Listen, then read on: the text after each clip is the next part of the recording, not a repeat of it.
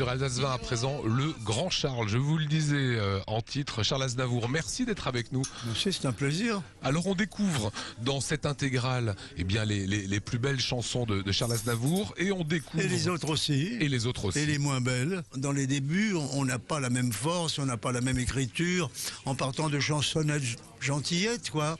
Jusqu'au moment où les chansons sont beaucoup plus abouties. Alors, ça c'est les textes, mais on apprend aussi que vous aviez une voix horrible quand vous étiez jeune. En tout cas, c'est ce que quelqu'un un jour vous a dit. Non, il n'était pas tout seul, ils ont été plusieurs. Il y avait une coalition. Mais, j'ai toujours la même voix. Lorsque vous étiez petit, est-ce que vous parliez l'arménien? Mais je le parle toujours. C'est d'une part ma langue maternelle, parce qu'elle parlait l'arménien que l'on parlait en Turquie. Et c'est aussi ma langue paternelle parce que mon père parlait l'arménien qu'on parlait en Géorgie, qui n'est pas tout à fait la même langue et que les uns ne comprennent pas les autres. À partir de quand vous allez vous mettre au français? Ah bah ça, j'ai commencé de bonne heure et on a entraîné la famille là-dedans. Finalement, mes parents parlaient bien le français à la fin et ma mère le parlait sans accent. Est-ce qu'aujourd'hui, il y a des gens avec qui vous parlez encore l'arménien? Oui, avec ma sœur, avec ma grande fille, qui est berrichonne de sa mère, c'est ça qui est amusant. Et puis avec quelques amis, l'arménien nous permet de rire beaucoup.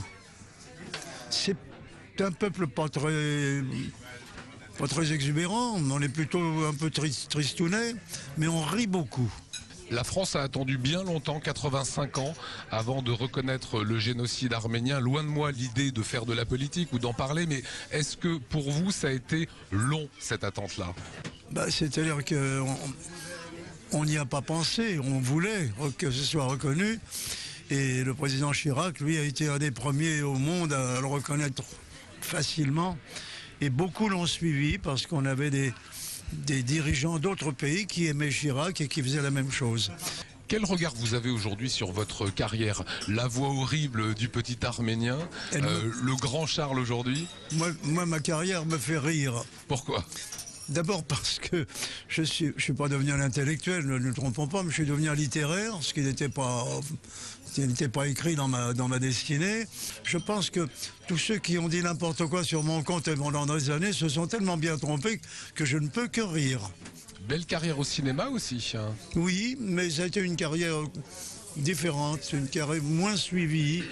Bien que j'étais parti pour être comédien, la chanson a pris le dessus. Et puis finalement, quand on est aimé pour ce que l'on fait, et plus que pour l'autre partie, il faut aller vers les gens qui vous aiment. Voilà, quelle carrière. Est-ce que vous prendrez un jour votre retraite? Mais je l'ai prise, ma retraite. Ah bon? Oui. Mais qu'est-ce que vous faites ici? Je ne fais plus de tournée. Je fais le Hollywood Bowl à Los Angeles. Je fais Bruxelles 2 jours et je fais Anvers. Et là, je suis très fier. Parce qu'à Anvers, je crois que je suis le seul Français, en tout cas le seul chanteur de langue française qui y passe depuis des années. Donc la retraite, c'est pas pour demain? Ben non, je vous dis, je l'ai prise, alors on va pas la prendre 2 fois. Charles Aznavour, un petit mot en arménien avant qu'on se quitte. Un petit cadeau. On va dire, et ça veut dire? Ça veut dire je parle l'arménien, mais je ne veux pas devant un micro parler l'arménien. Et j'ai dit micro en français parce que je ne sais pas comment on dit micro en arménien. Quand je suis né, le micro n'existait pas.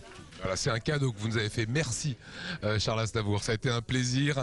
À voix basse, c'est l'avis de Charles Aznavour. Et à voix haute. Et à voix haute, il l'a fait. Et à voix haute, c'est cette intégrale, ça a été un plaisir.